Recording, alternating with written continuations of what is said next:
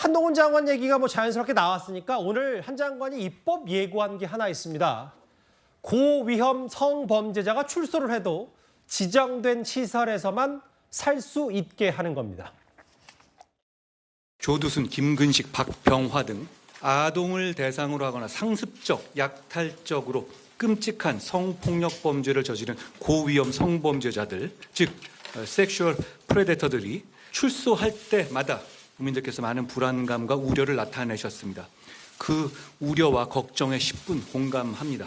이들이 어디서 어떻게 거주할지는 국민의 일상적 안전과 직결되는 문제입니다.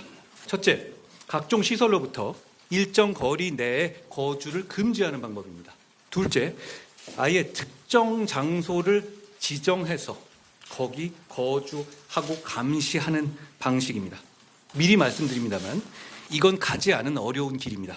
입법 예고의 과정과 입법 과정에서 더 좋은 방안이 있다면 수용하겠습니다. 거주지 제한 명령은 약탈적 성폭력 범죄자, 즉 섹슈얼 프레데이터에 한정하여 적용합니다. 그냥 보면 입이 쩍 벌어지는 나쁜 놈들입니다. 거기에 한정해서 운용할 것이라는 거고요. 고위험 성범죄자에 대해서는 의무적으로 하도록 해서 성충동 약물 치료를 적극 확대하도록 하겠습니다. 일단 미국의 제시카법부터 먼저 좀 소개를 해드려야 될 것 같은데 이 얘기가 뭐냐면 12세 미만 아동에게 성범죄를 저지른 범죄자에게 적어도 25년 형량을 적용하고 나와서도 평생 위치 추적 장치를 채워서 집중 감시한다. 이걸 한국형 제시카법으로 적용하고 싶다. 입법 예고를 한동훈 장관인데 네. 그 말 중에 입 쩍 벌어지는 나쁜 놈들이라는 표현을 썼어요. 좀 어떻게 받아들이셨어요? 당시 미국에서 제시카법이 제정될 당시에도 워낙 국민적 분노가 들끓었던 이런 내용입니다. 그렇기 때문에 그 지금 12세 미만 뭐 이런 얘기가 있죠. 그래서 그런 성범죄 가해자에 대해서 지금 그 조치를 하는 거기 때문에 예. 아마 한동훈 법무부 장관이 그런 국민적 분노가 충분히 있다는 점을 지금 이제 그 대신해서 저런 표현을 쓴 것으로 보이고요. 자, 이렇게 되면 이거는 기본적으로 이제 그 보호관찰의 대상에서 보호관찰소장이 그 문제 제기를 하고 그리고 최종적으로는 법원의 판단에 의해서 이루어지는 일이기 때문에 예. 그 지금 현재 이 부분에 대한 이제 입법 예고했으니까 찬반 논란이 있을 텐데 아마 우리의 그 현실이나 최근에 벌어진 여러 가지 일, 그다음에 이제 그 형기를 마치고 지금 그 출소하려고 하는 뭐 여러 성범죄자들 저기 뭐 이름이 쭉 나오지 않습니까? 예. 아마 적용하는 데에 그 어떤 반대 여론 이런 거는 별로 없을 가능성이 높다 이렇게 봅니다.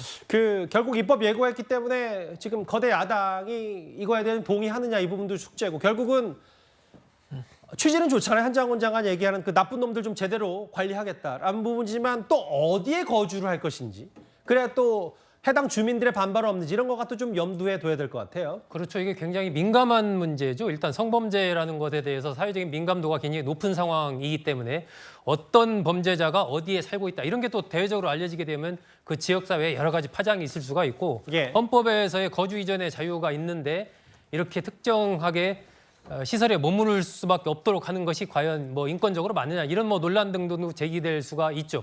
하지만 현재 여러 가지 우리나라의 이제 성범죄와 관련된 이 불안감, 민감도가 커진 상황이기 때문에 이 적용 대상이 크게 보면 지금 두 그룹입니다. 하나는 이제 13세 미만의 아동을 대상으로 한 이 성범죄자 등이고 3회 이상 이제 성범죄를 저지른 자 중에 전자발찌를 차고 있으면서 10년 이상 선고를 받은 요 대상자거든요. 예. 요 대상자들을 대상으로 하겠다라는 것이기 때문에 그리고 특정 시설 주변에 거주를 못하게 하고 나아가서 일정한 곳에 아예 거주지를 딱 더 이상 다른 데로 이동하지 못하게 하는 이러한 내용이 이제 핵심인데 26일 날 입법 예고를 하고 나면 이와 관련된 다양한 논의가 있을 것으로 예상이 되는데 전체적으로는 뭐 그 입법의 취지를 좀 살려가는 측면에서 결론이 나지 않을까. 그 관련된 여러 가지 부작용, 있을 수 있는 부작용 이런 것들을 예. 어떻게 이제 좀 해소할 것인가. 아마 그런 쪽 보완에 대한 논의들이 많이 좀 일어날 것으로 그렇게 예상이 됩니다. 이게 사실 뭐 시민들을 중심으로 브리핑을 했기 때문에 한동훈 장관이 꽤 쉽고 직관적인 말, 입 쩍 벌어지는 나쁜 놈들이라는 표현을 쓰면서 화면을 아까 다시 한번 보여드릴게요. 조두순 혹은 김근식, 박병화 이런 흉악범들에게 적용이 가능하다. 한국형 제시카법에 대한 입법 예고까지 저희가 핵심 내용만 하나하나 짚어봤습니다.